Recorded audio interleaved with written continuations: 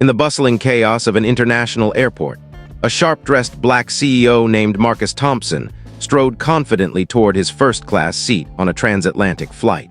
He had built his empire from nothing, rising through corporate ranks with unyielding determination. But as he settled in, a white passenger, a middle-aged woman with an air of entitlement, approached, her face twisted in disdain.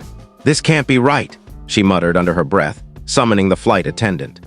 What started as a simple seating mix-up quickly unraveled into a web of prejudice, forcing Marcus to confront the invisible barriers that even success couldn't shatter. Would his hard-earned status prevail, or would old biases prevail once more? Marcus Thompson was no stranger to adversity.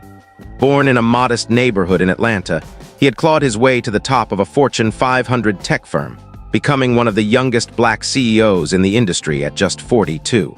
His days were filled with high-stakes meetings, innovative deals, and the quiet satisfaction of mentoring young professionals from underrepresented backgrounds. On this particular evening, he was en route to London for a pivotal conference, his briefcase brimming with proposals that could revolutionize sustainable energy. The airport terminal hummed with the usual frenzy, families rushing to gates, business travelers tapping away on laptops, and announcements echoing overhead. Marcus moved through security with ease, his platinum status ensuring a smooth process. He boarded the plane early, sinking into the plush leather of seat 1A, exhaling the stress of the week. The cabin crew bustled about, offering pre-flight drinks and warm towels. Everything seemed routine until boarding filled up. Enter Karen Ellis, a white marketing executive from a mid-tier firm, clutching her economy ticket but eyeing the premium cabin with envy. She had been bumped up due to an overbooking error, but her assigned seat was in business class, not first. Spotting Marcus alone in the front row, she paused, her gaze lingering a fraction too long. Whispers of doubt crept into her mind, assumptions fueled by years of unchecked biases. Why was he here? Did he belong? Without a word, she flagged down the lead flight attendant, a young woman named Sarah who approached with a polite smile. As the plane prepared for takeoff, the undercurrents of tension began to stir. Marcus sensed the shift, a familiar prickling at the back of his neck from countless microaggressions in boardrooms and elevators. Little did he know, this flight would test not just his patience, but the very fabric of equality in a world that claimed to have moved on. The confrontation escalated subtly at first, like a storm gathering on the horizon. Sarah, the flight attendant, leaned in toward Karen, listening intently as the woman pointed discreetly at Marcus.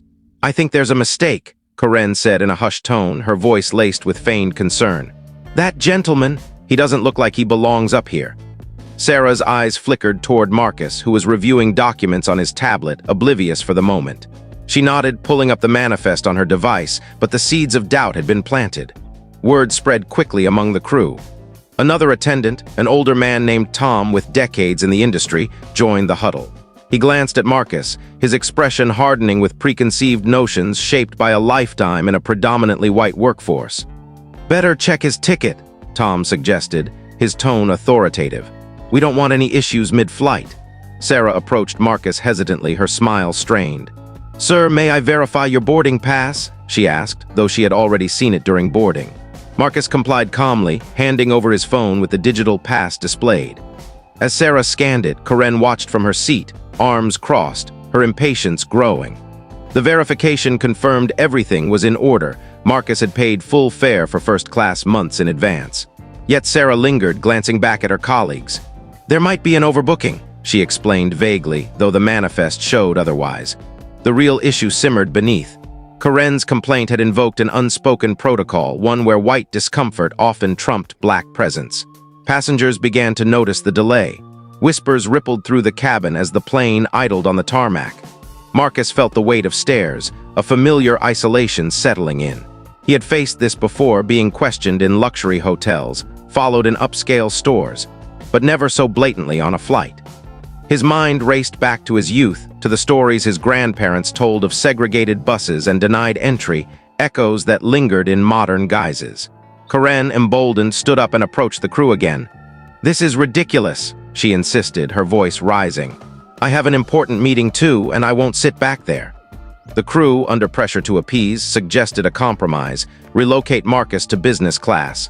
Tom even radioed the gate agent, escalating the matter. Security personnel boarded, their presence amplifying the humiliation. Marcus remained composed, but inside, anger brewed, not just at the injustice, but at the systemic ease with which it unfolded. As minutes ticked by, the emotional stakes heightened. Fellow passengers shifted uncomfortably. A few black travelers in economy exchanged knowing glances, while others averted their eyes. Marcus pondered his options: comply and reinforce the pattern, or stand firm and risk escalation. The plane's engines hummed, ready for departure, but the real turbulence was human-made, a microcosm of broader societal divides where power dynamics favored the privileged, leaving others to fight for their rightful place. The tension peaked as security flanked Marcus, their badges gleaming under the cabin lights. "Sir, we need you to step off the plane," one officer stated firmly, his hand resting near his belt. The entire cabin fell silent, the air thick with anticipation. Marcus rose slowly, his suit impeccable, but his eyes burned with quiet fury. He wasn't just a passenger. He was a symbol of achievement in a world that often denied it to those like him. Karen watched triumphantly from afar, convinced her entitlement had won. But as Marcus gathered his belongings, he pulled out his phone and dialed a number. The airline's CEO, a contact from a recent merger deal his company had facilitated.